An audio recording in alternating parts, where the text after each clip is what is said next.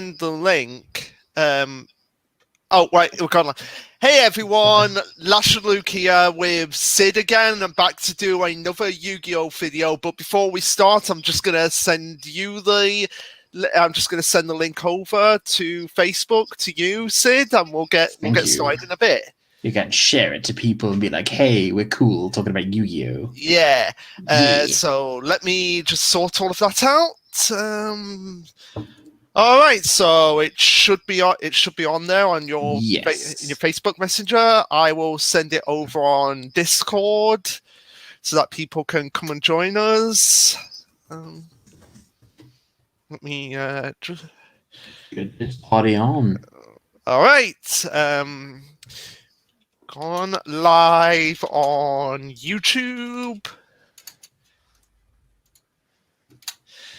And one last thing before we start. Sorry, it's taken a little bit of time here, as always with things with me. It's fine. It's me. It was my fault.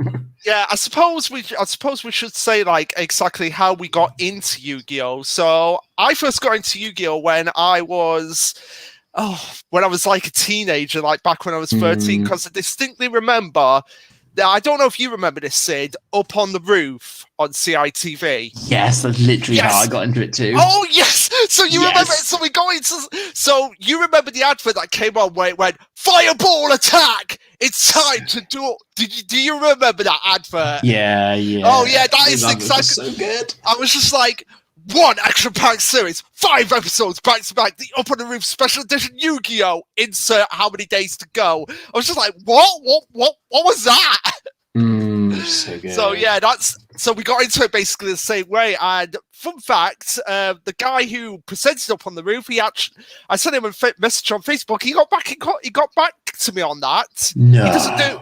He doesn't do like TV percent anymore. He does something else, but it was nice that he actually responded to me on Facebook. That's so cool. I know. That's so cool. I'll have to send you the link to his Facebook at some point. Oh, I can't remember. I roughly remember what he looks like. Jamie Rickers, like Knickers, but with an R. Yeah. That's literally how he describes it. Yeah. Oh, so good. So it's a good show. Gonna send messages to people, and then we can probably get started. Yes, cool. So there we go. So today we've got few duels from Yu-Gi-Oh, from Battle City and Duelist Kingdom, where we can just talk about them and just how ridiculous they were at times, but also when they were awesome, they were awesome. They were. So I think the first one that we've got that we can start off with is Joey versus Mai. Now, from Duelist Kingdom, when Mai uses the ESP. I distinctly remember this duel because it was like the first duel that Joey, quote unquote, won on his own. Oh, Joey. Don't you talk crap about Joey. He's the best.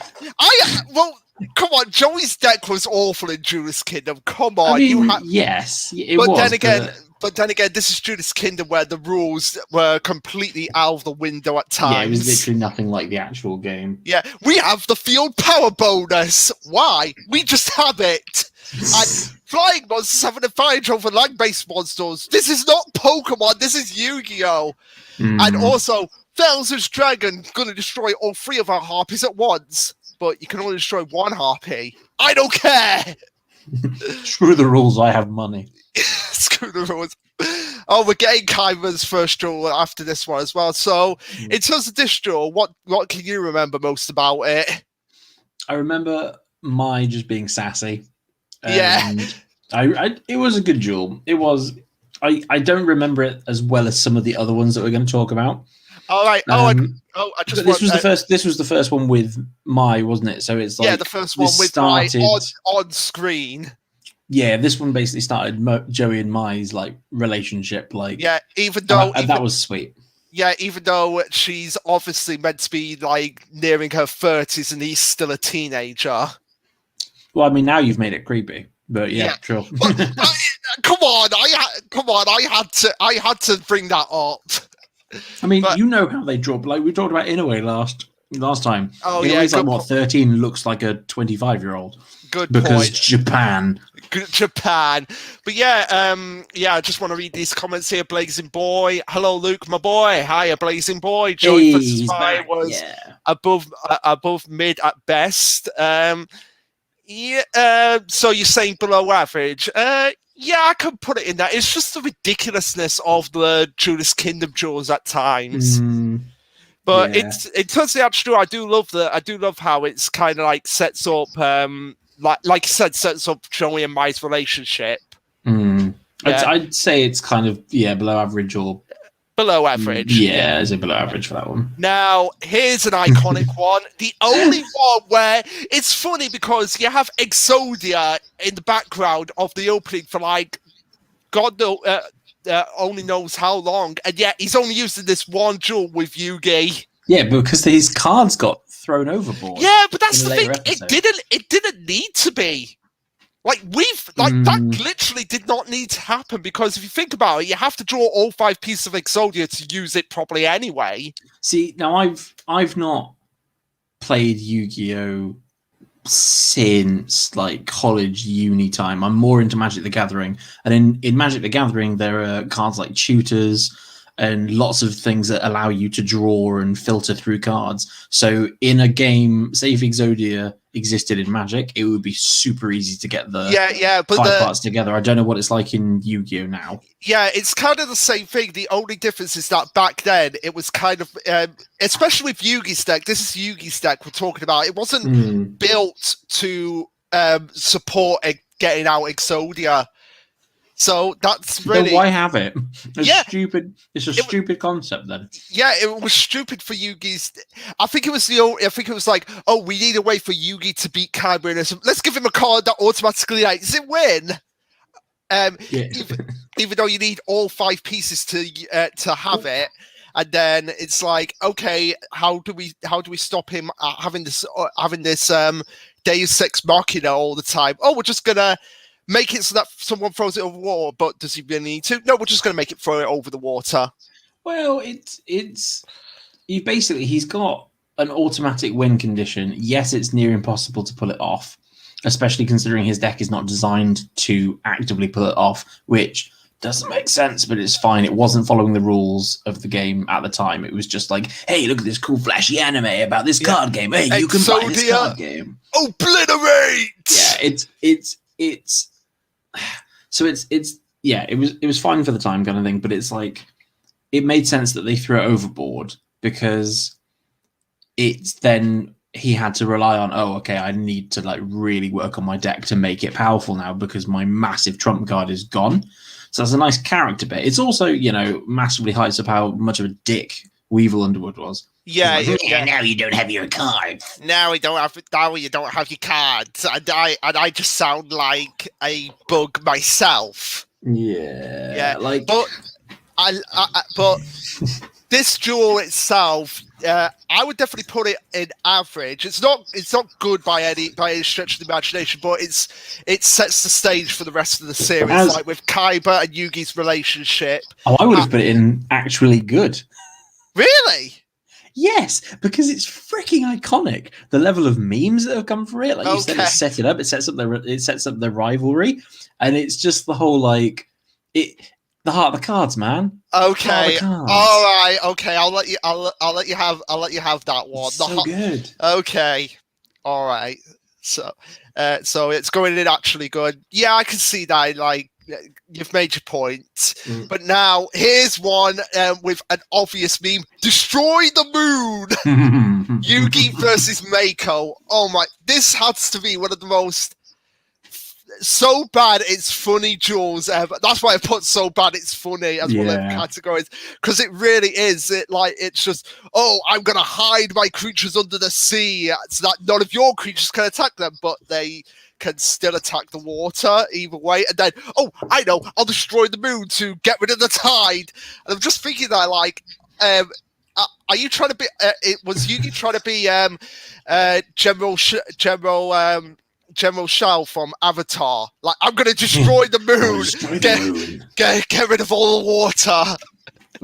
It was Yeah, it was so bad. It's funny. The only Like yeah it's just so stupid. the only reason why I wouldn't put it in average and why it's higher is just because it has a sentimental moment with Mako in the sense that he's dueling for his father in the same way he's not dueling to be a prick basically. Mm, He does have his reasons for it, even though his father was thrown overboard, which is in a way of saying he's dead. yeah, but it's the 4 kids It's stuff, the so four kids though, no and one dies. also as well, you know the thing. I'm not a freaky fish guy. When No, from Yugioh Bridge, when it's like Mako's a freaky fish guy. I have not watched Yukio Bridged. You've not watched Yu-Gi? Oh my god! I know. You have to I know. watch it. I'm a terrible person. Okay. Okay. I did not know until I went back and rewatched the episode recently that he does actually say, "I am not a freaky fish guy" in the actual episode. Okay. That is an actual thing from the episode. So I'm like, but Okay. yeah, the duel itself so bad it's funny. Yeah, no, so bad it's funny. Yeah. Now, Yugi versus Pegasus on the TV. That was good. That was intense. Yeah, I liked. That was I really liked intense. that. It was creative. I'll give it that. It was a creative way to get to establish the stakes of like, this is a shadow duel. This is a shadow. Like, there's duel. actual magic and sorcery going on here. It's Yeah. not just a children's card game. Yeah, and it's and also as well, it's giving an exposition for the Millennium items in a really creative way, and the actual origins of Duel Monsters itself. Yeah, I really that was a good. And of course, it leads to the biggest thing in the series at that point, the soul stealing. Yes. Yeah. Yes. Like Pegasus is just an awesome villain. Oh, I love him. He was so good. Yeah, he was. Even though his plan made no sense whatsoever. Well, guess it kind of did, from a certain point of view. I'm going to collect all the Millennium items, even though I don't know where half of them are, to use Kyber Corp's virtual technology to bring my wife back from the dead. I mean, like, he knows they're items of insane power. Yeah. I mean, he doesn't know where half of them are. Like, this is the start of his journey. I know, but actually, no, it isn't, because this is like years after he gets the Millennium Eye, isn't it? Hey, he loves his wife so much he's willing to resurrect her from the dead. He's not moved on or anything, so it's a case of like his love for her is so strong it goes beyond death. He will wait until he can. Like, he's got long sick gains. He will sort this plan out and get his wife back. Yeah. Okay, so where would you want to put it? Actually good or creative? I'm going to put it in creative because the only thing that knocks it down is that Pegasus did end up cheating with that, because literally it was on a timer and he spent half the duel talking. True, but like, even his Millennium Eye is also cheating, technically. Yeah, cheating as well. So I definitely put it in creative. It's certainly a creative duel. So yeah, it was good. Now, Yugi versus Weevil. Oh, I remember. Hold on. It's a pretty big one, because doesn't he have the massive bug queen? He's just constantly laying eggs, which are buffing his queen. No, that's Joey. That's Joey versus Weevil. That was it. Okay, in which case I cannot remember this one. This is the one where it's like where Weevil basically does the ultimate cheating move, because it's like I've got this cocoon of evolution. It's going to take 5 turns for the Great Moth to come out. Oh, it only takes 4 turns now. Why did it only take 4 turns? Because this was Weevil's explanation. He's still strong enough to hatch, basically. Oh yeah, because he stopped it, and then it was like, actually, you didn't. Yeah. No, fair enough. Which was just a way to say, like, we want Yugi to face this creature. Okay, let's just make it that it takes 4 turns, not 5 turns. Yeah, no, fair enough. Yeah. Yeah, it's Meh. meh, Jewel. I agree. Let me let. I just want to. Would you? I just want to answer this comment from Blazing Boy. Will you do a tier list of fights when you're caught up to Black Clover? Maybe. But the thing is, the fights of Black Clover, they haven't really been like, oh my, this is absolutely amazing, like you are, man. Because I know you're the biggest Black Clover fanboy ever. I've not watched it, so It's all. I've read it. It's from what I've read. It's pretty good. It's definitely a enjoyable read. But like he said with Doctor Stone, it's like he doesn't like Doctor Stone as much as Black Clover. I'm kind of the reverse. yeah, that's fair. Everyone likes Yeah. what they like. So Yeah. So yeah, that's what. Maybe we'll see. We'll see. that's fair. So yeah, now this is one I actually will put it actually good right off the bat. Joey versus Bandit Keith. Yes. Yeah. I was thinking, like, hold on, the Bandit Keith versus Pegasus was better. That was in a flashback. That was only one flashback, but no, this one I just love it for the fact that Joey. It's just like a great development moment for Joey because here's the thing, I did not expect Joey to win this one. I thought Bandit Keith was going to get away with it, but no, he actually legitimately won.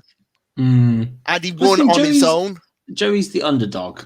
Yeah, he is the underdog, and he's technically he should be the main character because he's the underdog that has like a crappy deck because he's like poor and he's not very bright, but he still manages to pull it off, and he's got that passion for his friends. Whereas Yugi, like, I guess arguably the same situation, but he's obviously, king of games and has a millennium item. Well, the debate there for a long time is Yugi the actual king of games, or is it really the Pharaoh that's the actual king of games? I mean, technically, he's a sort of reincarnation of him, so the answer is yes. But yeah, but with this draw, I like it because it's like Bandit Keith is clearly cheating. Everyone knows he's cheating. Pegasus knows he's cheating, but either way, Joey still comes out on top, proving that cheating never gets you anywhere. And then, of course, we've got the moment where Bandit Keith's like, "I'm not going to go down without a fight. I'm going to point my finger at Pegasus, demanding the prize money," which we all know what that is. It's the invisible gun. Yes, the invisible guns. Yeah.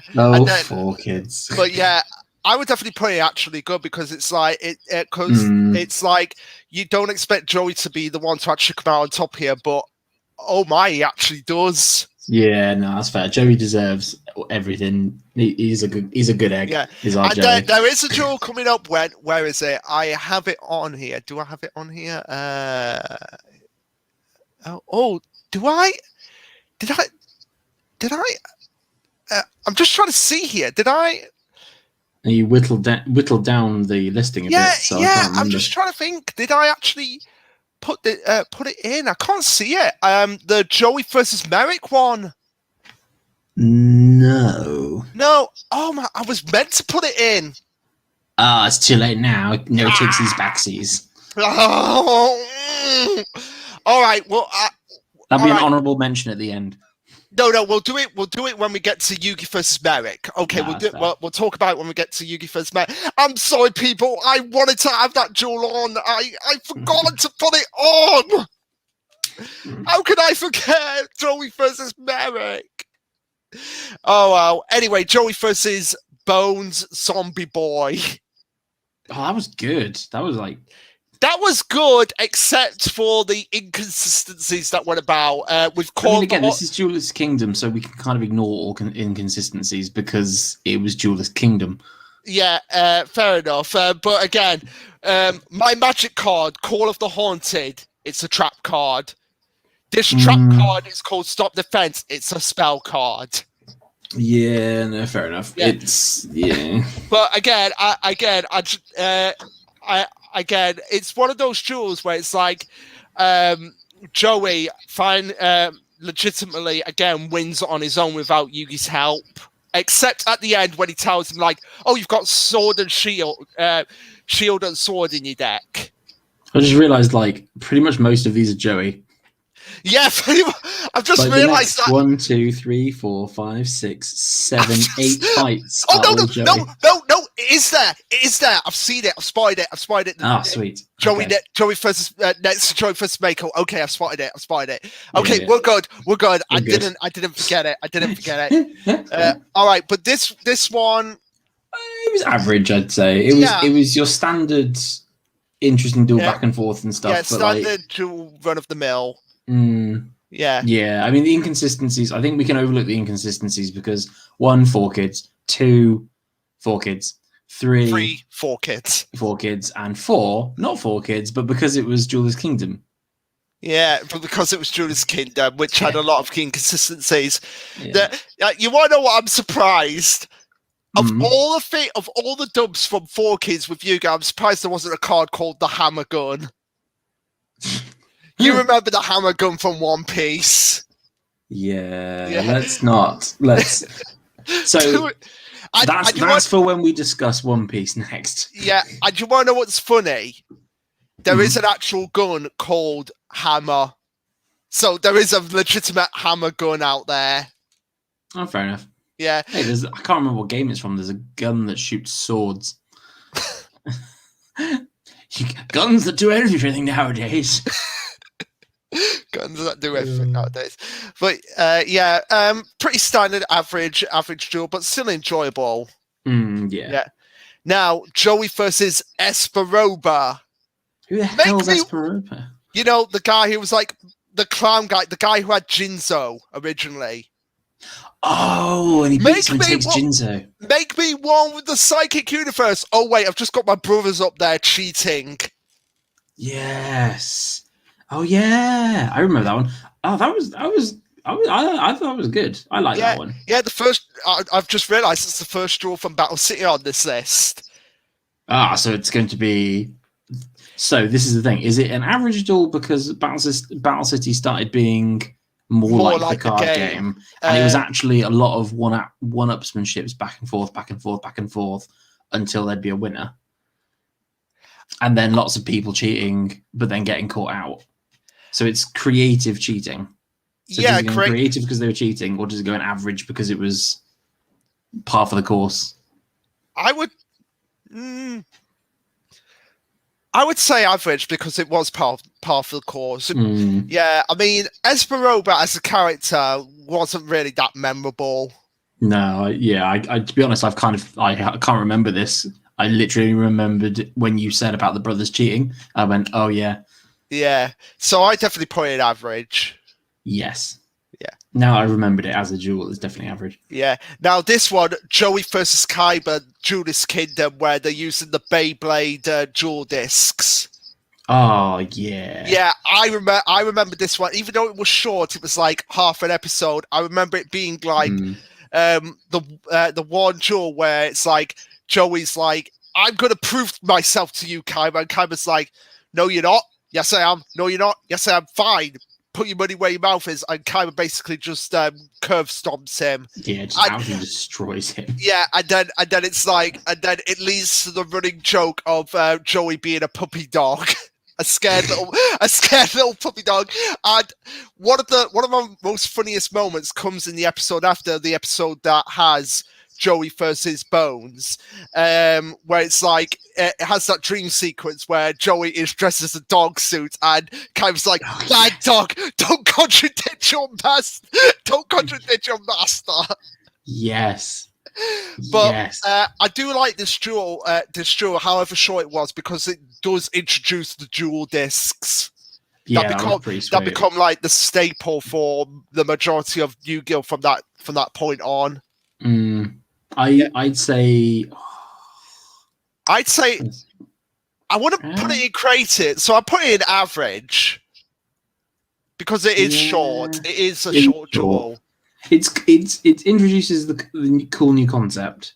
Yeah, but let's face it, we all knew that Joey was going to get curb stomped. Yeah, he was. So at this point. So yeah, it's average. Yeah. Poor Joey. Poor Joey. Now, Joey versus Mako, Battle City. I don't really remember this one all I that can't remember it much. at all. I can't remember it at all. We're just going to put it in forgettable and Straight move away. on. I can't. Yeah, move on. Yeah.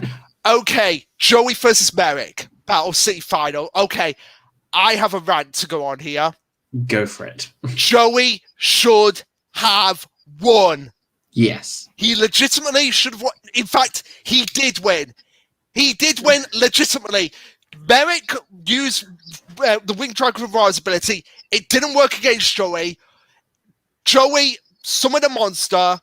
He was still able to play only because literally, if Merrick didn't have the Shadow Realm, it would have been like Joey declared the winner.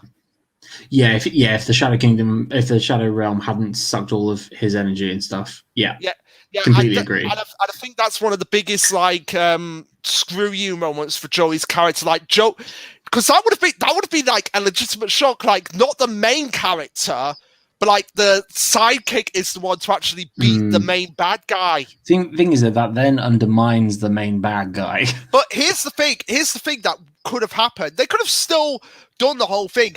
Joey defeats Merrick. He gets the Winged Dragon of Ra. Then he passes out, so he has to go to hospital. All of that still happens. Like Joey's still legitimately. But because he's incapacitated, Merrick wins by default. No. But because he's incapacitated, they're like, okay, we're gonna give him time to actually recover, and then Merrick goes and takes over Joey's mind. Oh man, that would have been brilliant. And then it's like Merrick not only has his good side, but also Joey there as well. So if Merrick wins the show, both of them die. Yeah, that would have been really good, actually. Yeah. Like I could see it right now. Okay, Joey's moving up to the platform to face Yugi in the finals, and Kaiba's there, just like, I can't believe Wheeler won against Merrick, and he's in the final. This is supposed to be my tour. That would have actually really ticked off Kaiba even more. It would have ticked off Kaiba, and then if it was the first time that everyone else had seen Joey come back from the hospital, they were like, "Yay, Joey's back! Oh, this is going to be great!" And then he lifts his head, and you see the glowing eye, and then you see the glowing guy, and then everyone just bricks it and went, "Oh, that's not Joey." And then Merrick rises up behind him, takes the Millennium Ward, makes the Shadow Realm, and then throws Joey up to where the good Merrick is. Yeah, that would have been brilliant. That would have been brilliant.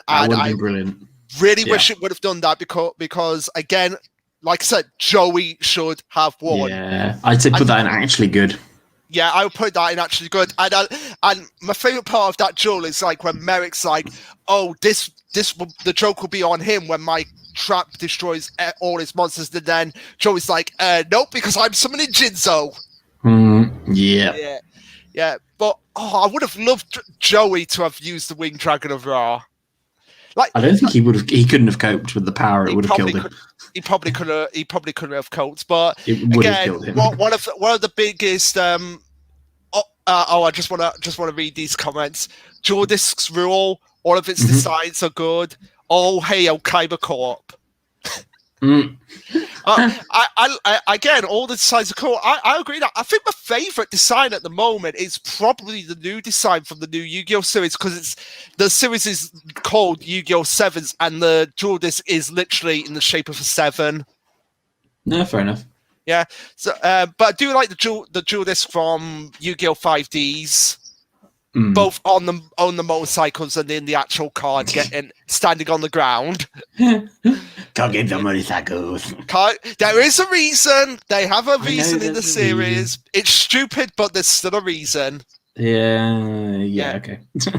Yeah. Now, Joey versus Odeon. Right. So, I'm going to take this one because this is one of these ones are some of my favorite ones.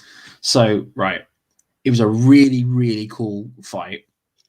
It was because everyone thought he was Marek, so obviously his deck had to be like top tier.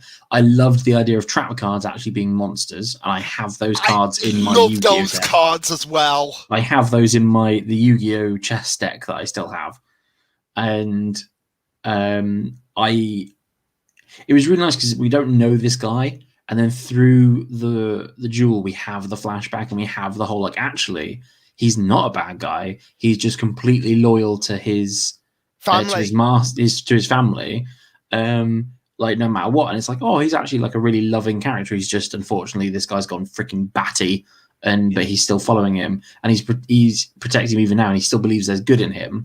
And then it's like he had a fake winged dragon of Ra, but was still able to summon it. Yeah, it kind of horrendously backfired and knocks him unconscious, and he loses the duel and blah blah blah. But like he was willing to put himself at risk, and obviously he fully understands the concept of these little cards are allowing us to drag interdimensional beings into our realm and shove them into an avatar to battle for us. Yeah. And he knows full well that he's just about to do that to a god, and like the most powerful of all three of them, and he's still willing to risk that. And it was such a good fight. In general, I'd go actually good right at the top. Yeah, I could agree with that. And also, have you seen how psychotic Merrick's father is in the manga? No, I mean, to be fair, he was a douchebag in the anime. Oh right. He is borderline insane. Like literally, you know the tattoo that Merrick has on his back. Yes, that is literally from his father using a hot knife and stabbing it literally into his back. Yeah, I was going to say it's not a tattoo, it's a branding, isn't it? It's a branding. Yeah. Friggin' dog. I know.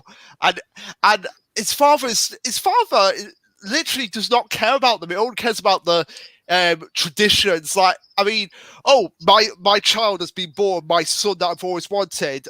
Oh, how are you, wife? I'm dying here. I'm gonna put our kids through.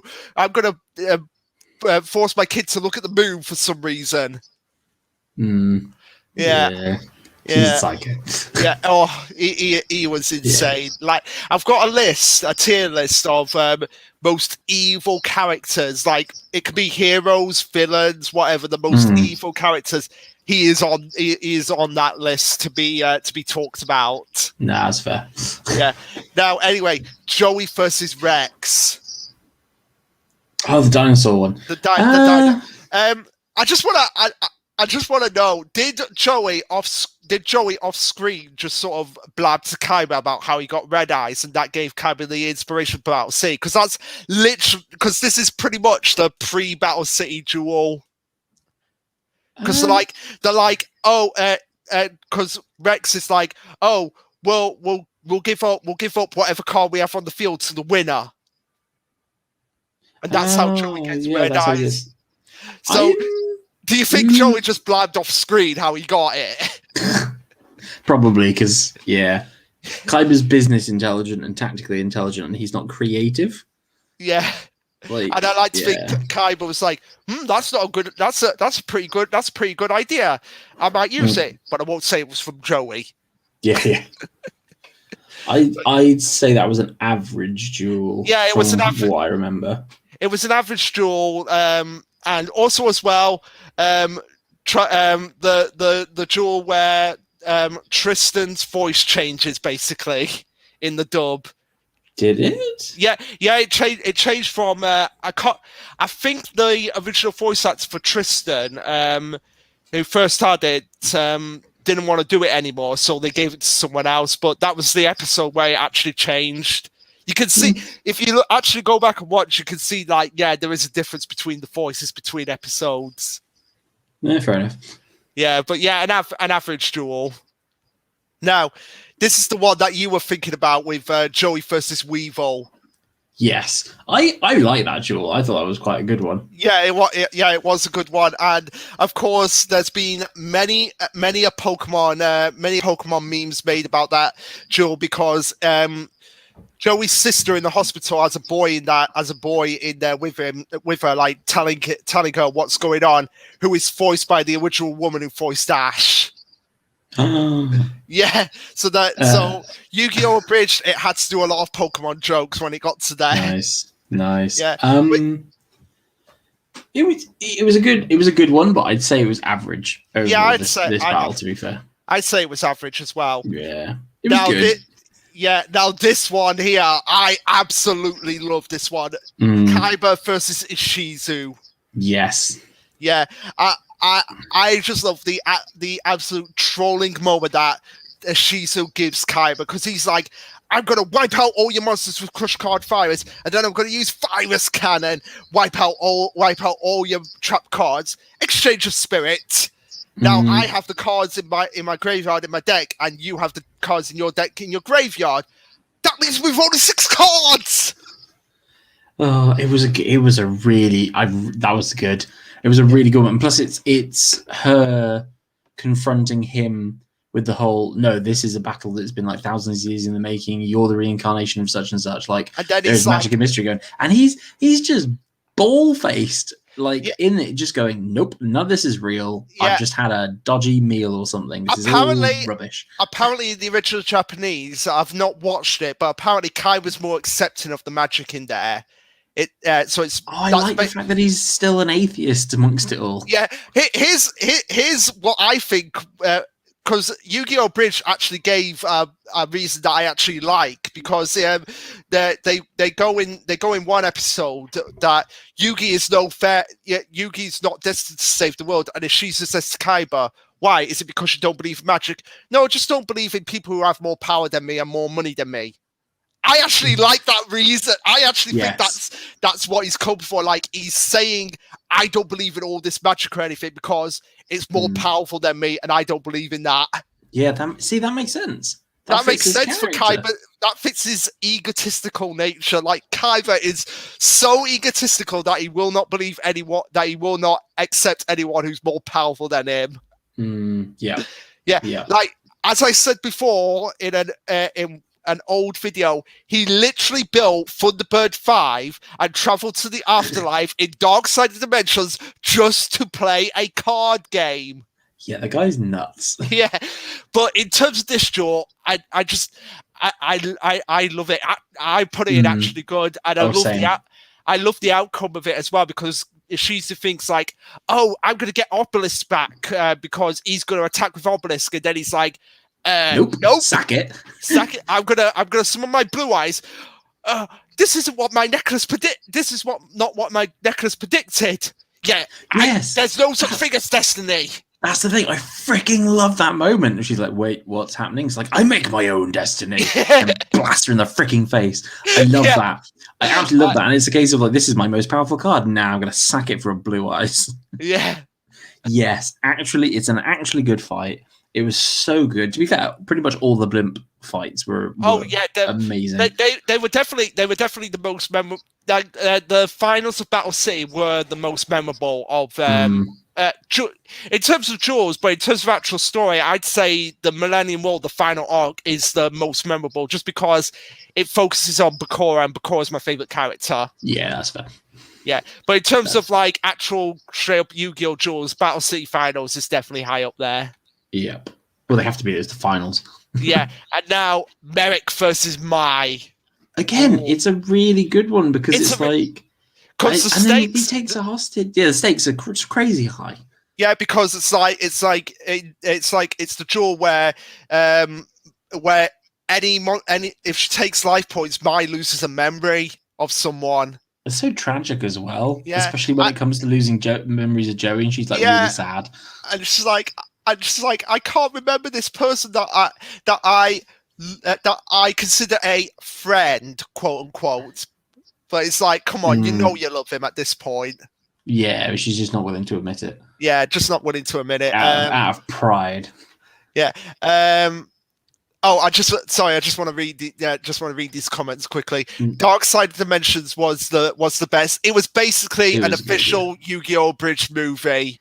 Like Kaiba in that movie is basically how he acts in the Yu-Gi-Oh! Bridge series. Yeah. That is how you make a movie, even though it kind of contradicts a few things. The movie kind of messes up a few things because it kind of tries to combine elements from the manga to the with the anime, because in the anime, Bakura gets the Millennium Rod from a merchant, whereas in Dark Side of Dimensions he sort of gets it from Shadi and then kills him. And it's like, wait, did that happen in the manga? Yeah. When Kaiba summoned Obelisk, was crazy bonkers. It was crazy. It was so good. are we talking about when he did it against the Shizu, or at any Yeah. point where he does it? So the first time he ever summons it, and you fully see the entire thing, is against the Shizu. No. not? The Rare Hunters when he tag teams with Yugi, that's on this list. Oh yeah. Yeah. To be fair, when he did it, because she was the original holder of it. Yeah, she was. But again, because they upped the animation and the sound and everything for these finals, it was freaking intense. Yes, definitely. Yeah. So yeah. When the villain said your monster cannot use its effect, and Kaiba said it's not. Oh, I think he's talking about the movie. When the villain said your monster cannot use its effect, and Kaiba says it's not a monster, it's a god. And it's not a monster, it's a god. Yeah. Dear me. Yeah. Oh my god. But yeah, this duel. Let's go back to it. Let's go back to it. Go back to the tier list. My versus Merrick, I do really love, and I love the fact again. It's like Merrick wins, and it's like we're not gonna let you do anything to Mai. It's like, are you sure about that? Yeah. So actually good. Yeah. Actually good. Now. Good Merrick and Bakura versus Dark. Right. Okay. This is my all-time favorite duel. It's like one of the only ones I had on. I recorded it on VHS, watching Up on the Roof, and I'd play it on repeat because it's just freaking insane. I know, and it's insane. Also, as well, I've just got to say, back then it was fair. I mean, it's more often done now, but back then it was very rare to see like two of the main villains going at it against each other. You know that Bakura is a bad guy, but you don't know that he's like a full. You don't know what he's after. He's just kind of like there. He's not like the big bad guy at this point, and then obviously later at this point, and then is. Yeah, but it's cool seeing two bad guys go against each other, and it could have gone either way. Yeah. It could have gone either way. It was a really cool, drawn-out fight. That would have been like an interesting twist if Bakura actually won. Yes. Yeah, that would have been really good. Thing is, though, it wasn't an official duel, was it? No, it wasn't. But it was still a shadow. It was still a shadow game. It was still a shadow game, yes, but it wasn't an official duel in the Duelist Kingdom one, so I don't know how that would have worked because Bakura had lost. Yeah. At that point, so if he'd won, he wouldn't have been able to take part in the tournament anymore. But my favorite bit about this whole thing is when Evil Marix just like summons the Winged Dragon of Ra, and that's the first time you see it, isn't it? That is the first time you see it. No. Merrick versus Mai is the first time you see it. Oh yeah, Blast. Yeah, she bricks this is the first time you see it in its Phoenix mode. Yes, that was it. So he freaking he summons it, and then he's slowly fading away. It's like, what's happening to your body? It's like, oh, I'm feeding my life points to the Ring Dragon of Ra, and then he's merged with it, and it's like, I've merged with the Ring Dragon of Ra, while the rest of my body waits on the border of the Shadow Realm. This guy's insane. He's on one hit point. There are spells. There are instant spells in OG Yu-Gi-Oh that could do 500 points of damage. Exactly. Like, he has one hit point left, and he's about to rain down absolute pain and fire on this guy, and doesn't care that he could die. It's just so insane because you can only do that when you 100% know you're going to win, and that's the kind of villain he was. It was like, no, I am complete control of this battle. And just freaking, it's such a good fight. Yeah, definitely. It's such a good fight. I think you've said that enough for it to go in actually good. But yeah, literally, any of the duels with Bakura are just awesome. They are amazing. Yeah. Even though there's many jokes in Yu-Gi-Oh! Bridge about Bakura not being a main character, even though he's meant to be the main villain of the series. The whole main villain, yeah. Yeah. Now, this one is a duel that I really wish they had done more. That they had done more of Yu-Gi-Oh! Joy versus the Paradox Brothers, Duelist I Kingdom. love that one. Yeah, It was so good. it was so creative as well. Like just Yeah.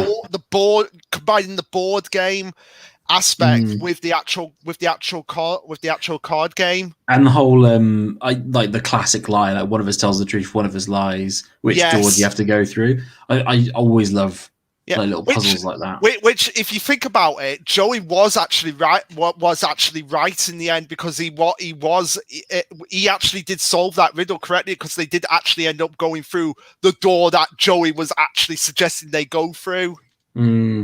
Yeah. But again, I really wish they'd done more. I really wish there were more duels in the because like the whole thing about the Yu-Gi-Oh series is that the original creator is a fan of board games, like tabletop board games and all of that, and it's just like the card game took over.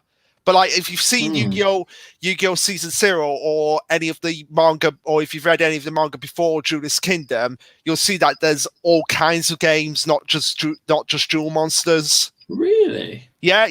That's what it was originally meant to be. It was meant to be like an anthology, sort of like. Of course, because he's king of games. He's king of every game. King of every game. So that's why you have in Millennium World, you have sort of like the Millennium World is sort of like a tabletop RPG between the Pharaoh and Bakura. Man, that took a massive twist of let's just focus on this card game. Yeah, the card game just sort of took over. But again, I love this, and it's kind of like reminiscent of you remember Duelist of the Roses? Yes. The PlayStation 2 game, like I absolutely adore that game. Like Yu-Gi-Oh! Chess. I remember the time when I literally bought. You remember when I made that board game when we actually played that at your place? Yeah. We came up with the rules together because we did come up with the rules. Yeah, and it was kind of like a mixture of. Even though there's no jewels on here from that filler season, the virtual world, it was kind of like a mixture between that as well. And I really wish that they should bring out something like that, a Yu-Gi-Oh! Chess board game that's kind of like in the style of Duelist of the Roses. Well, the thing is, all you need is all you need is a deck. You need a 7x7 board and a D10. Yeah, and two D10s, and a D10, and it's like depending on which turn you're in, the higher the monster you can summon. Yeah, because you start on 4. Yeah, and then every turn, if you haven't used any points on the dice, you up it by 1. Yeah, and obviously, say if you wanted to summon a 4-star monster, you rack the dice down to 0. Yeah, or like say you roll the dice, and that's how many moves you make. But also that's all, like say you rolled a 6. Okay, you can move 6 spaces on the board, and like okay, I want to summon this level 2 monster. Okay, that takes away 2 points. So now you've got 4 points. Yeah. So what can you do for 4 points? Yeah, kind of thing. But you can save them for later if you want to some of your high level monsters. Yeah. So it could actually work. It really could. It legit could work as an actual thing. Yeah, and again, the first seeing of the Gate Guardian, even though the actual Gate Guardian is nothing like this Gate Guardian. Yeah, I'd say this duel needs to go in creative. I definitely put in creative because again, you know the Gate Guardian's coming because they build it up throughout the episodes, and then when you actually see it, it's like, how are they going to get past this monster? They're so good. Yeah, the only thing that's annoying about it is the fact that the Paradox Brothers talk in rhyme.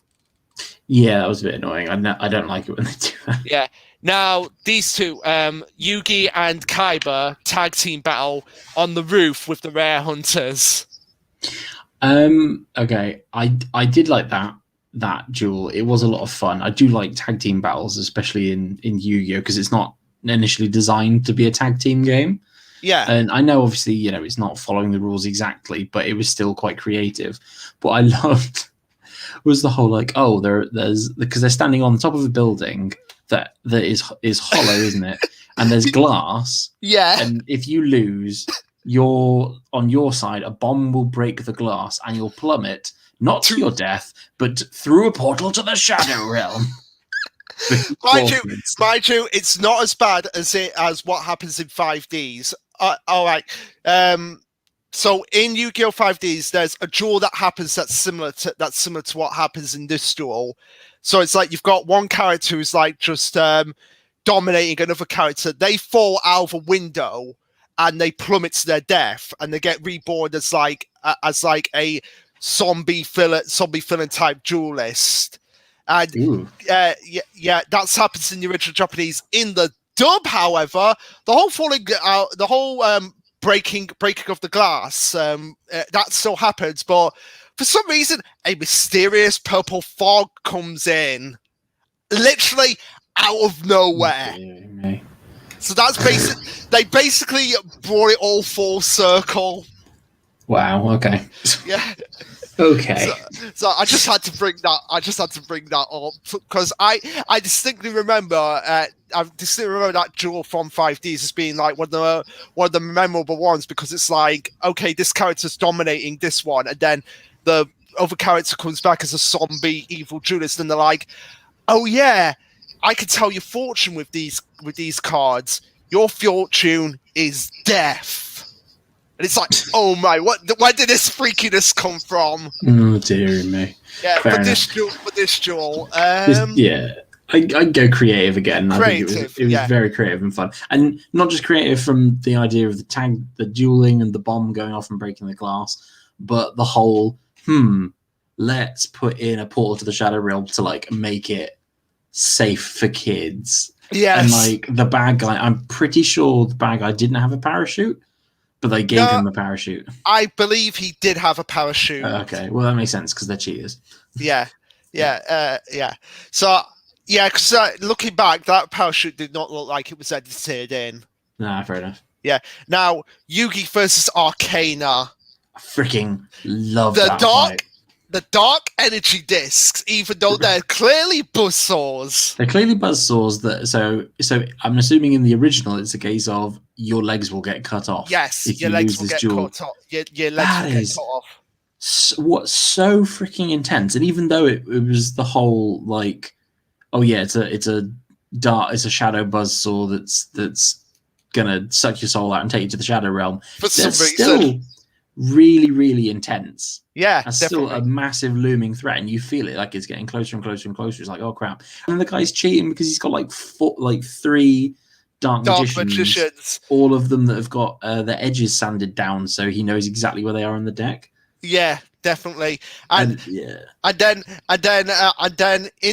of course, this is another line from the dub that was put into to the Yu-Gi-Oh! Bridge. You know, there's an old saying against old rulers and card sharks: always trust your opponent, but only after you've cut their deck. It was so good. Yeah, I loved and also the first appearance of the Dark Magician Girl. Is it? Yeah, it's the first time Yugi uses the Dark Magician Girl. Oh, Dark Magician Girl. Yeah. Creative. Yeah, and again, it leads into the looming threat at the end, because it's where Merrick takes over his mind, and it's like there's someone in Battle C ready to duel you, Yugi, and he holds an Egyptian god card. Yeah, so it's like that kind of like builds up over a few episodes, because it's like, you know, that fight's coming up, but you don't know when it's actually going to come up. Yeah, it's this whole like there is a giant shadow puppet master behind this entire thing, and it's like, okay, yeah. So good. Now this duel, Yugi versus Bakura in Duelist Kingdom, again. This is even though I've been back and looked, this is a duel that's exclusive to the anime. Oh, so is it? Like it wasn't in the manga. Okay. Props to them then. Props to them. I loved the build up to this moment, because throughout the series you just see Bakura sort of like looming in the shadows in the background, and you're like, okay, what is up with this kid? There's something going on with him. Even though he's not a main character, it's like, okay, every time they say that he's gonna be a main character. And again, it just the end of that episode where before he actually reveals himself, it's just so intense because it's like you just have such an ominous feeling with him, and it's like, by the way, there's something I want to show you guys, and especially you, Yugi. And then, boom! I'm the main villain. Yeah, and it's like, Millennium Ring. Is this the one where he uses the? This is the one where they actually all get placed in the cards, and this is where they actually find out, like, oh, there's actually two Yugis. Yeah. But here's the here's the kicker of this duel, and even though I know it's a filler duel, Bakura could have won here because he literally plays just deserts when there's 3 monsters on the field. But if you just wait for Yugi to play the 4th monster, just deserts, I win. Yeah, he could have won. Yeah, he could have won. But I just, again, it's one of the ones that I remember the most. Yeah, I'd say actually good or creative for that one. I would definitely put it in creative. I wouldn't call it actually good, but it's definitely creative, and it's like it gives us a taste of what's to come with Bakura as a character. Yeah, that's fair. Now, actually good, this one. Yugi versus Bakura, Battle City Finals. You know how you had Dark Merrick versus Merrick and Bakura as your favorite one? This is my favorite one. Yeah. This one. Absolutely love it. I just love, again, the tension of this duel, because it's like you're on Kaiba's side here. It's like, summon the God card, summon the God card, summon the God card. Yeah, and then just do it. And then you have the tension of like the destiny board. It's like, is Bakura actually going to win here because he's got that destiny board, and you just see the letters just climbing up and up and up as well. And again, he takes this duel to the shadow realm, even though it's meant to be hell, basically. But again, and I love the fact that Bakura in this duel, as you can probably see by the life points, he has the upper hand up until Yugi summons the God card. Yeah, but after that, but before that, Bakura actually was dominating most of that duel. Yeah, and it's like, oh, he's a huge threat. Yeah, he's a huge threat. Like, you don't mess with Bakura. No. And I've just got to say one thing. Somebody put on Twitter, like, when the presidential election was happening, they actually put they actually had Donald Trump's face on Bakura and Joe Biden's face on Yugi when he was going, I sacrifice Dark Magician Gold, Gammon the Maggot Warrior, and Big Shield God to summon the almighty Slifer the Sky Dragon, and Slifer was Pennsylvania. So I just had to say that. But that's brilliant. And again, just the build up to Slifer being summoned by Yugi. That was good. And then Joey and everyone's off to the side. They're like, Joey, what is that? The biggest duel monster I've ever seen. Yeah.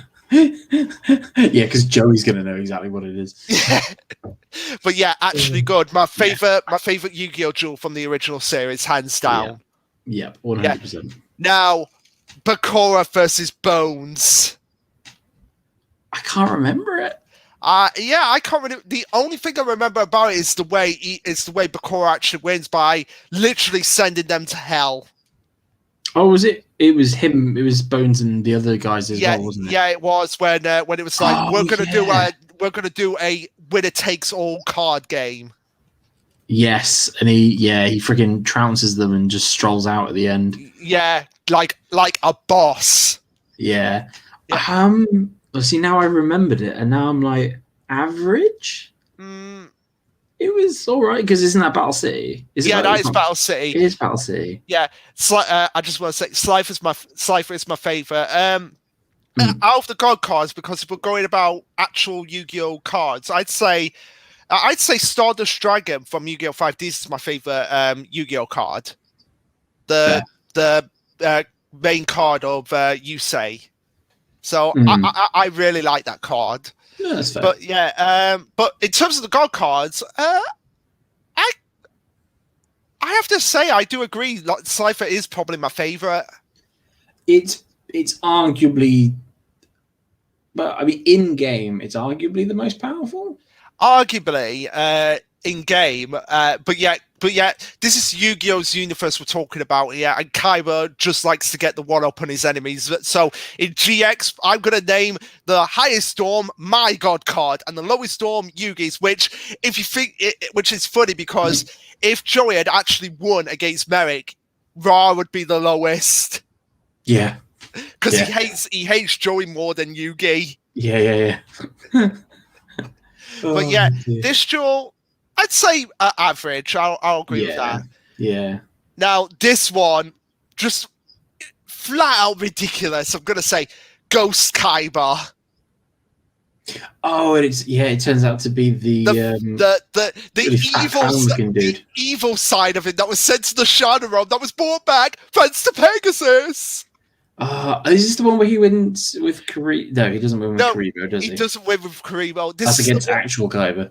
Yeah, this is the one where we've got that one on here. The Kaiba plays the suicide card one. Yeah.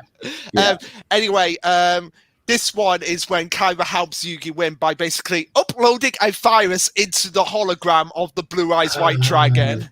Yeah, it's just flat ridiculous. It's just stupid. Yeah, it's just stupid. It's just stupid. But this one, Yugi versus Joey, with where they had the anchor pulled them, that wasn't a shadow game. Oh yeah, that was intense. That was really intense. Because Joey was under Merrick's control here, and again, this is why I'm saying that this could have been like a precursor to if Joey had actually won against Merrick, and it's just like this could have given flashbacks to Yugi from that duel. Yeah. Wasn't Taya tied to the anchor? Taya was tied to her chair and was going to have something dropped on her if Kaiba moved. That was it.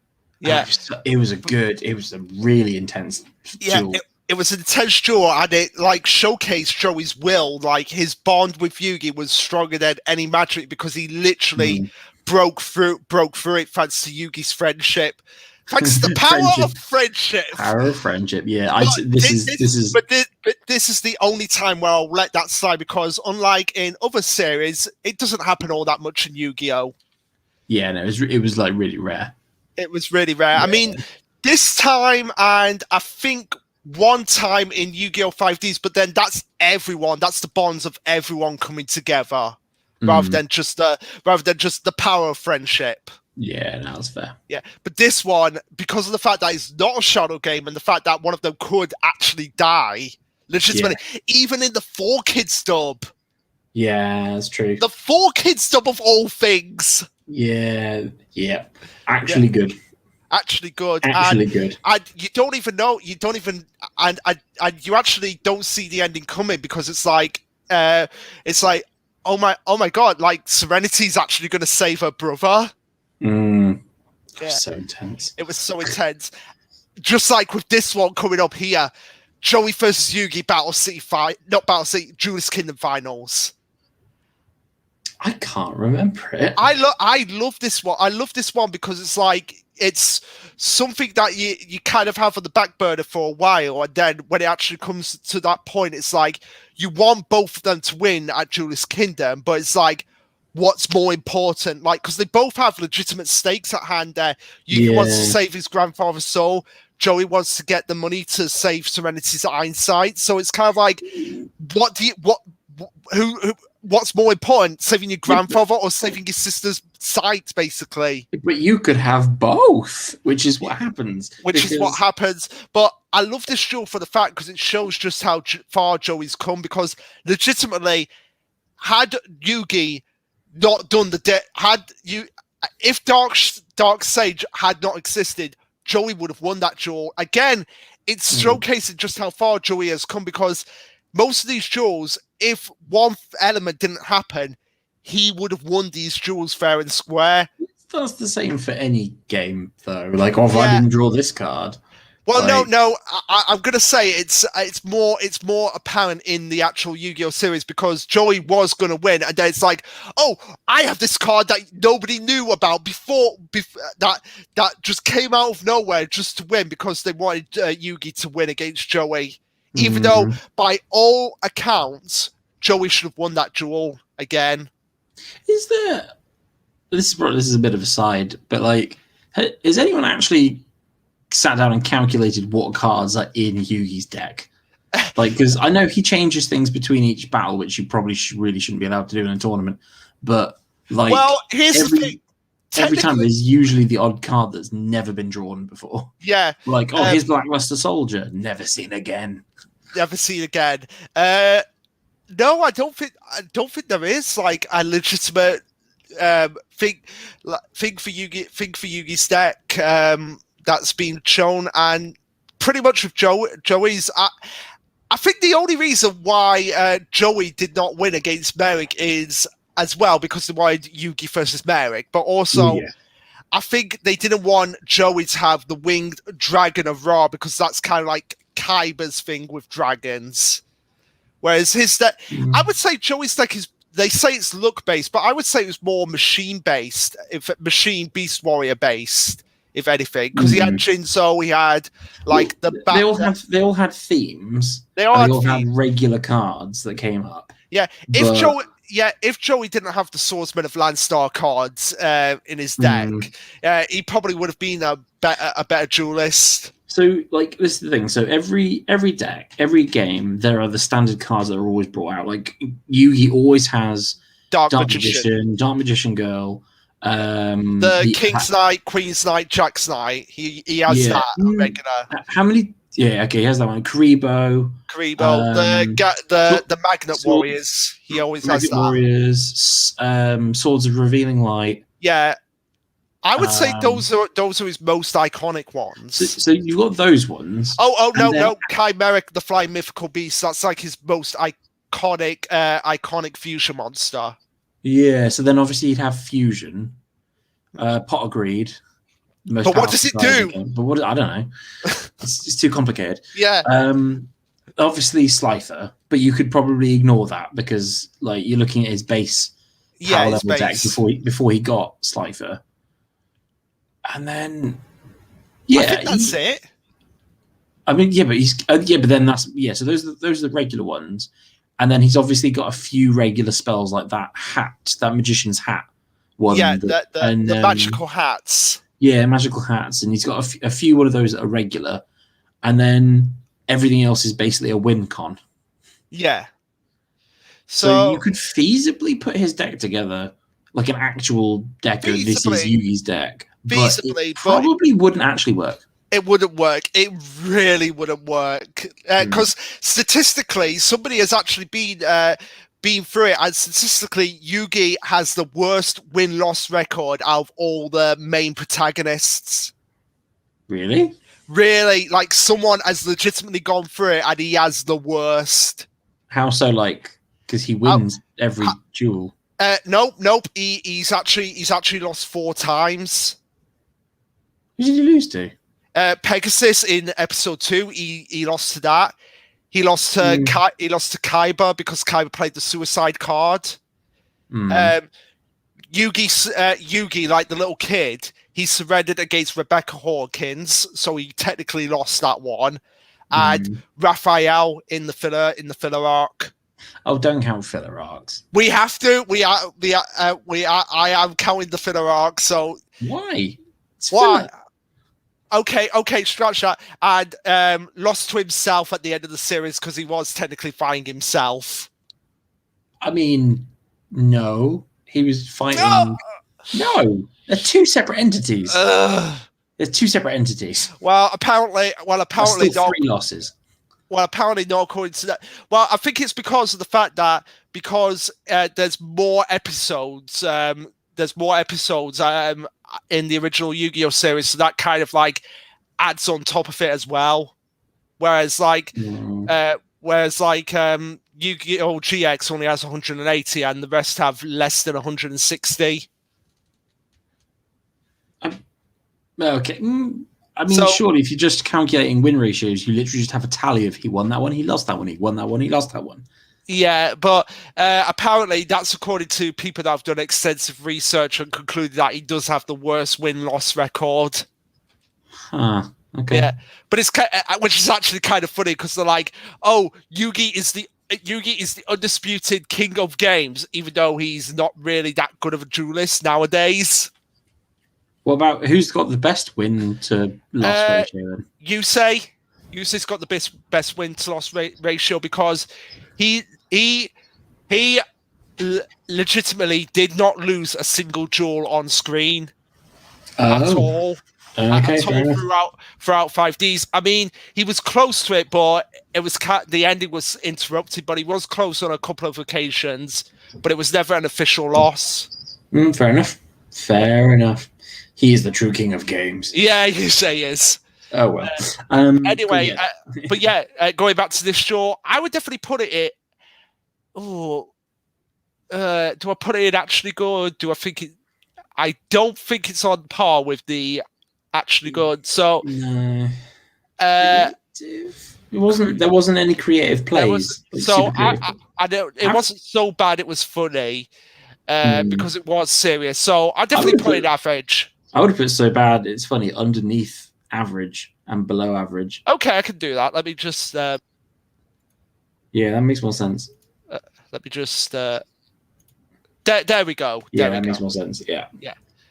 So yeah, I'll definitely put it average. And I'd up flat out ridiculous because flat out ridiculous is above meh because it's funny. There we go. There we go. That's more like it. Now, this is an iconic duel. Yugi versus Kaiba, Duelist Coliseum Battle City Finals. The longest duel in the original Yu-Gi-Oh series. That was so good. 6 episodes. Six episodes. That is.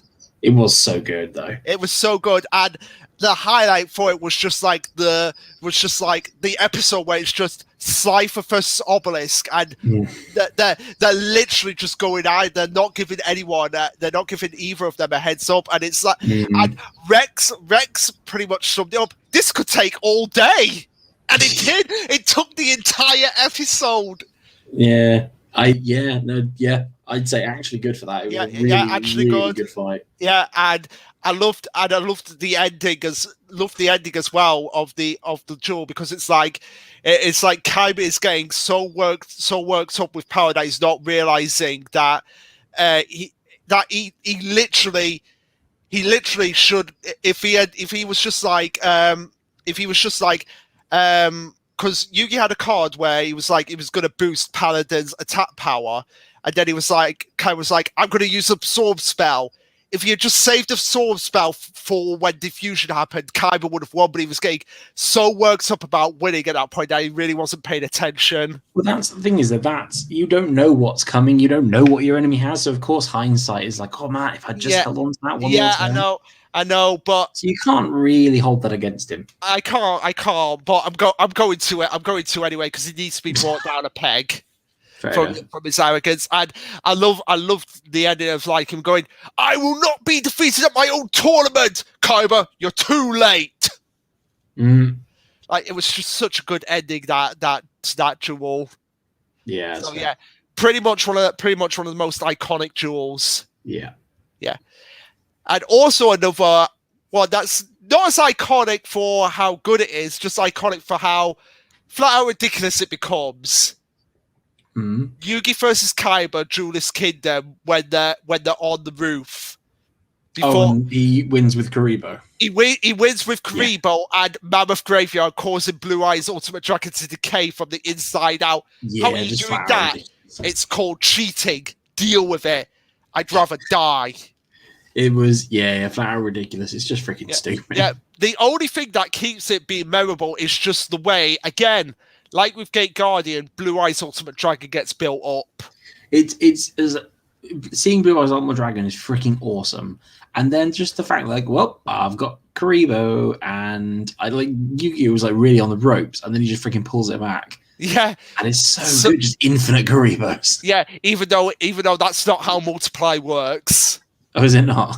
No, it just literally summons Karibo tokens in the monster zones.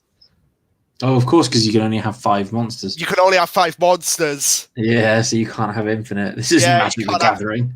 Yeah, so it's just flat out ridiculous. But again, it's one of the ones that pretty much. Here's the thing. I remember it going up to when Blue Eyes Homo Dragon was summoned, and this was when it was on up on the roof.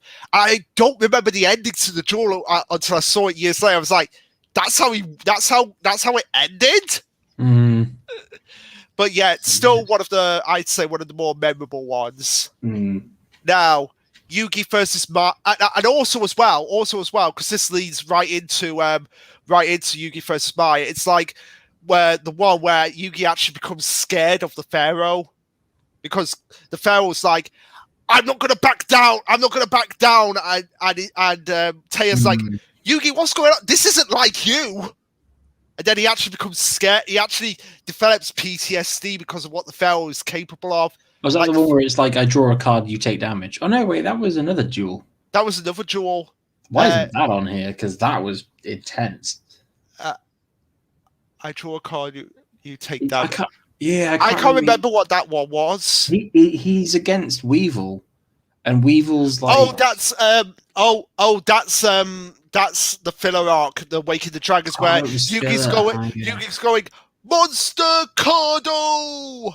Yes, he's constantly. Yeah, that's it. He's constantly like, it's a monster card. This deals damage to you. Oh, look, it's a monster card. This deals damage to you. And he was just freaking like going just pounding insane. Weevil. Yeah, going insane. The dirt. I just want to read these comments quickly because I've been slacking on them. It's not himself. It's a Tem versus Yugi. It's two people. Yeah, technically you're right. Okay, fair enough. Yeah, there is a boy. Fair enough. Exactly. But apparently, thank you, Blazing Boy. But apparently, Blazing Boy, Yugi has the worst win-loss record. That's according to what other people have said.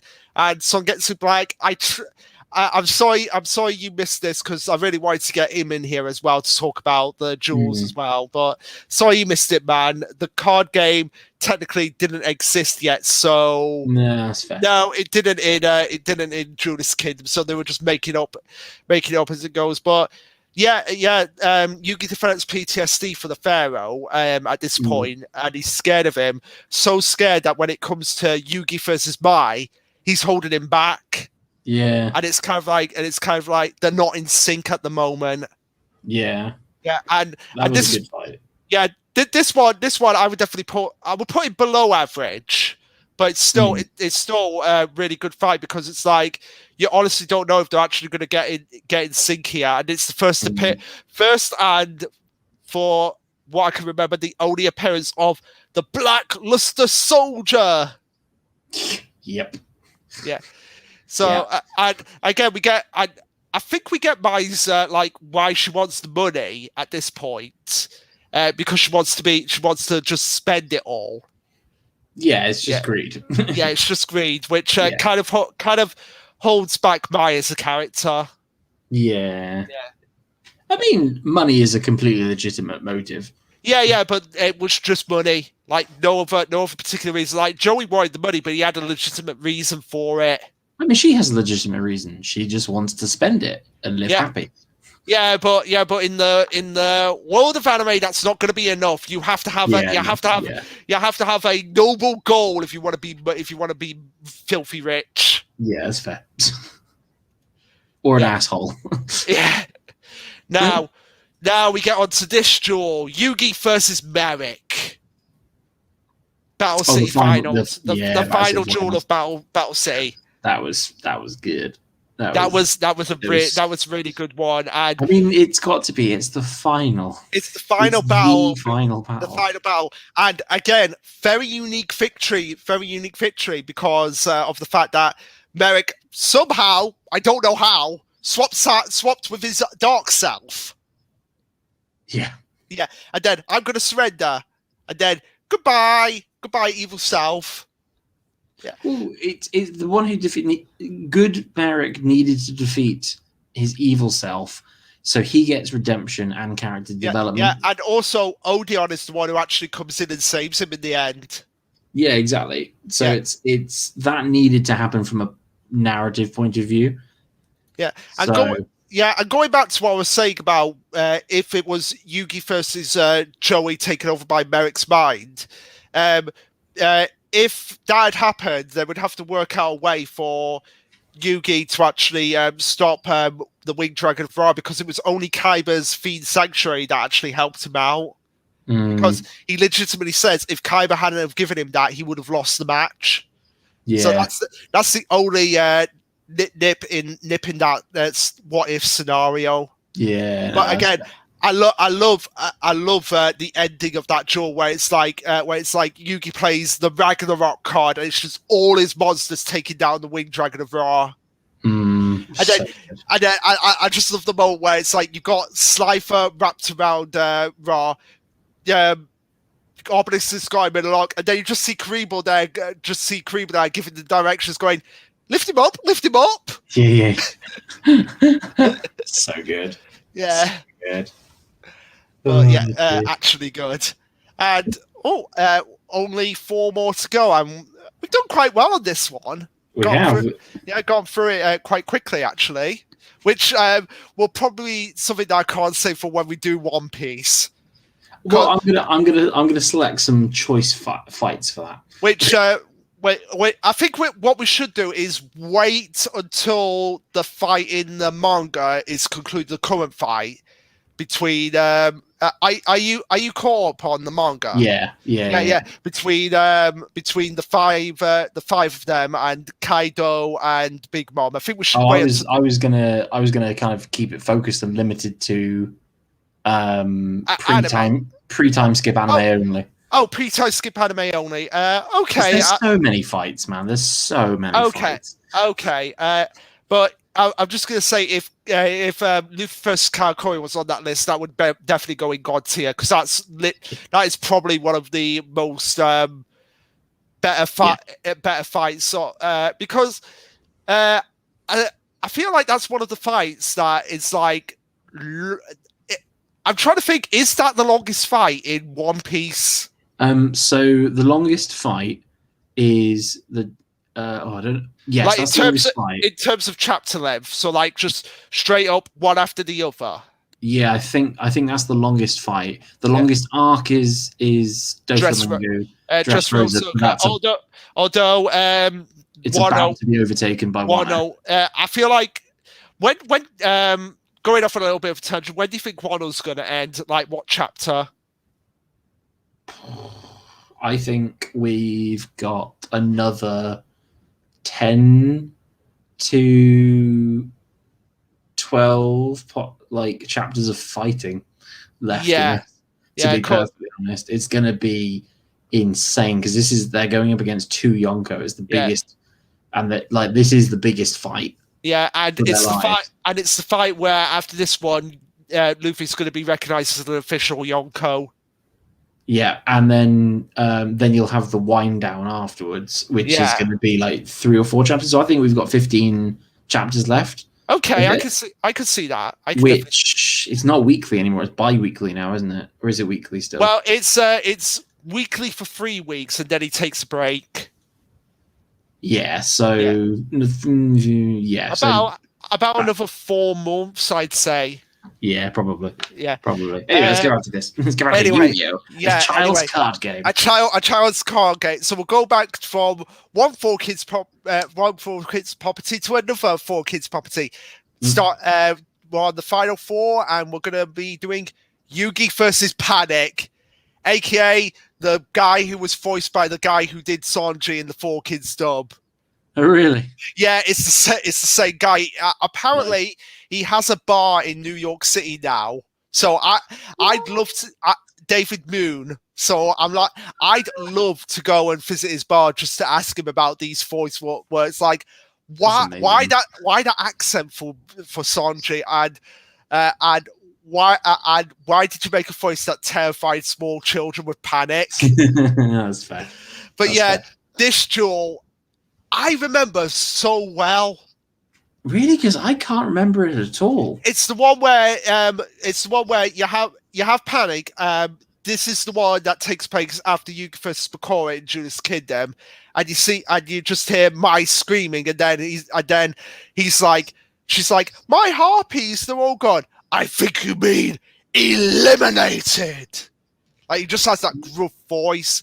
And all the monsters are in the dark, and Yugi undoes the dark with the swords of a feeling light.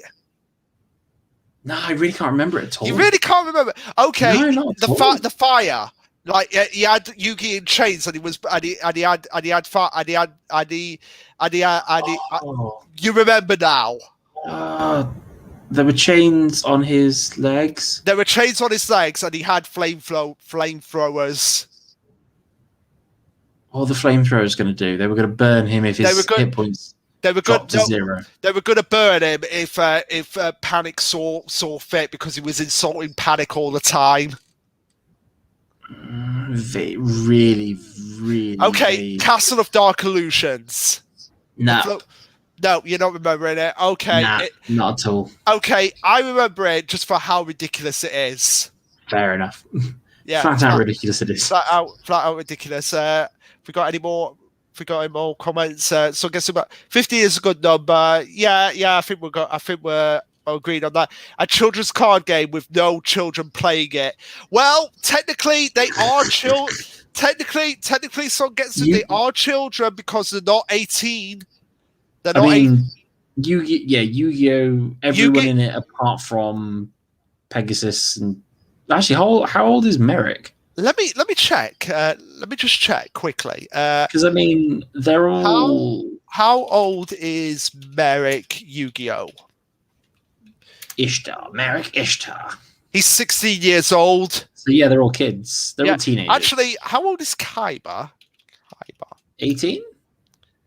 18. Okay, so Kaiba is the only one out. Kaiba is the only one out of them that can qualify. That can qualify for that. And just bear with me 1 second. Yugi versus Pegasus. Can you talk about this quickly while I let my cat out of my room?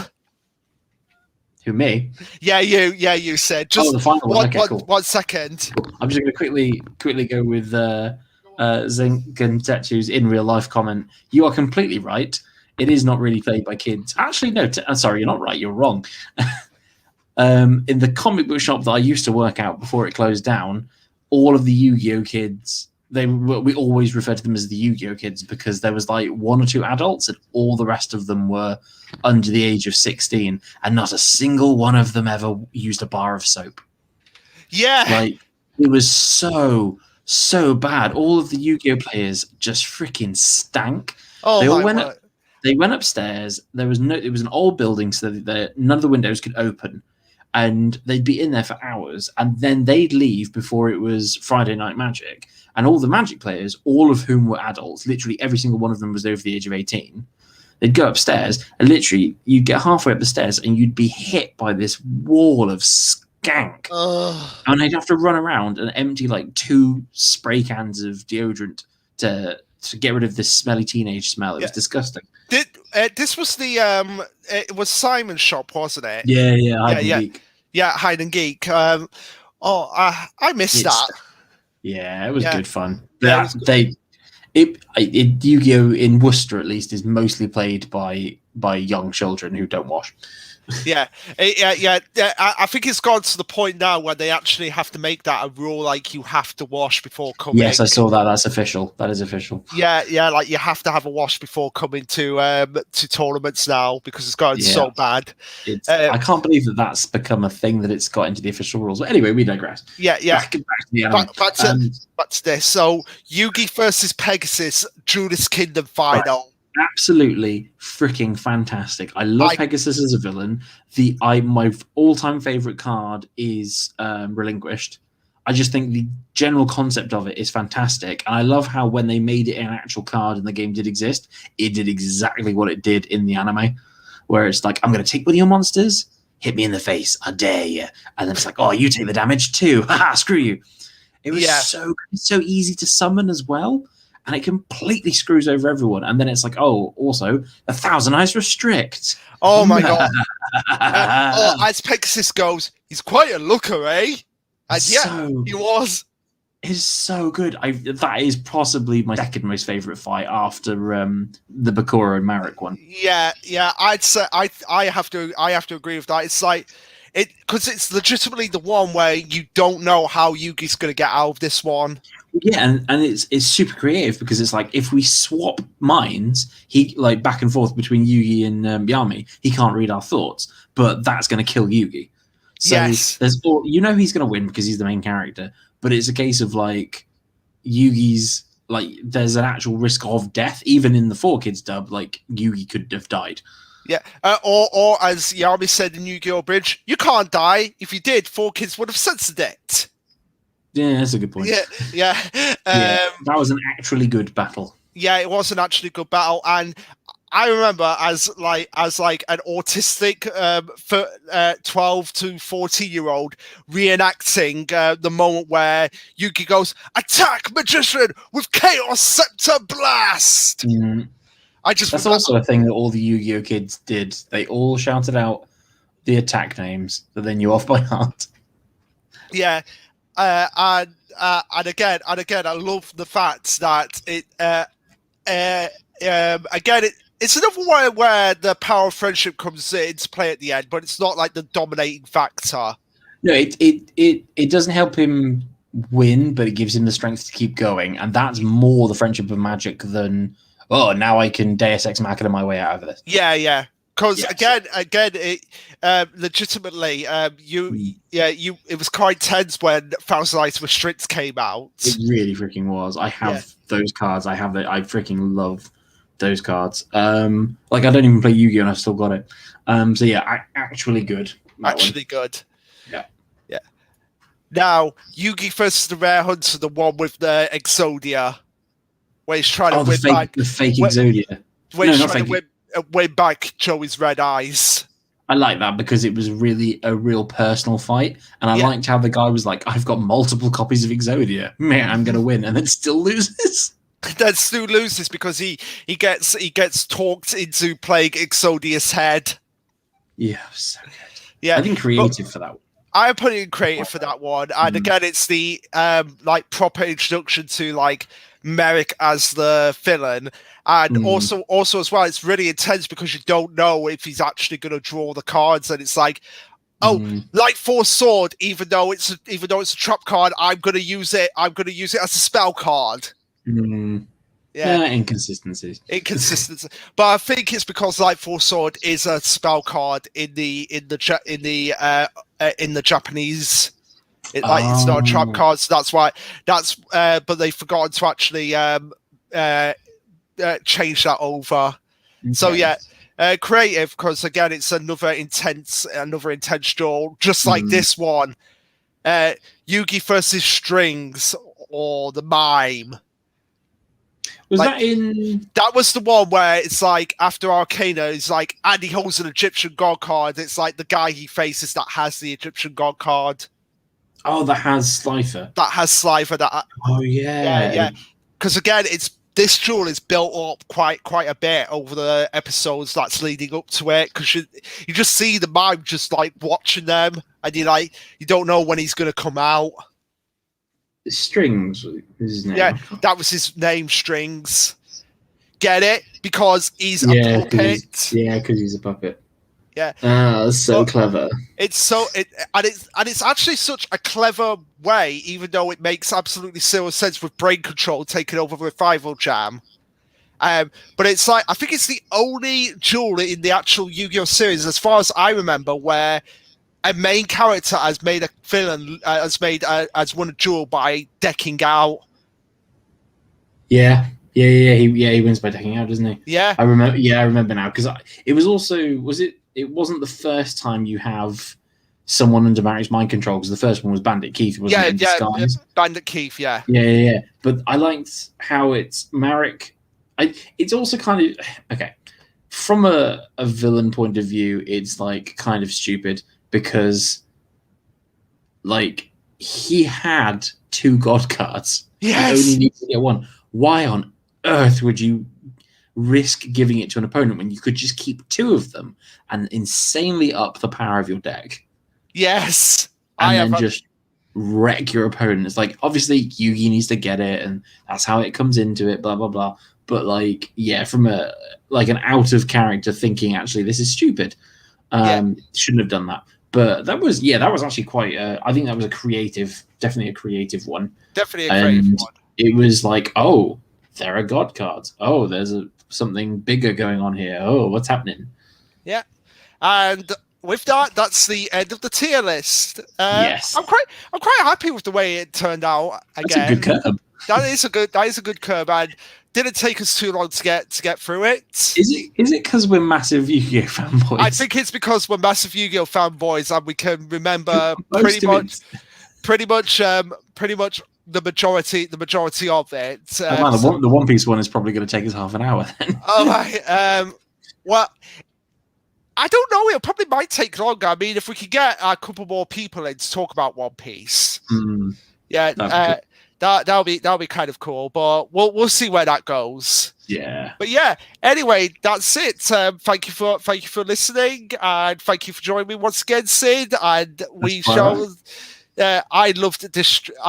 Trash taste, JK. I loved this stream. This tier list sucks. Yeah, Blazing Boy, I've heard it all because the My Hero Academia list, somebody came onto it and said, I should stop YouTube, this tier list sucks. And my response to that was, well, thank you for watching. Thank you for commenting here. It's like, if you want me to quit, don't put comments asking me to quit, because that's basically saying, wow, I've done this well enough for you to comment. To be fair, he's joking and he loves this stream. I know, but that was someone that legitimately put that on My Hero list. A lot of people are trolls, though. You've got to ignore them. I know. But anyway, hopefully at some point we'll be doing the One Piece stream. When that will be, who knows? But we'll sort that out when we sort that out. But for now, we will see you later. Bye, everyone.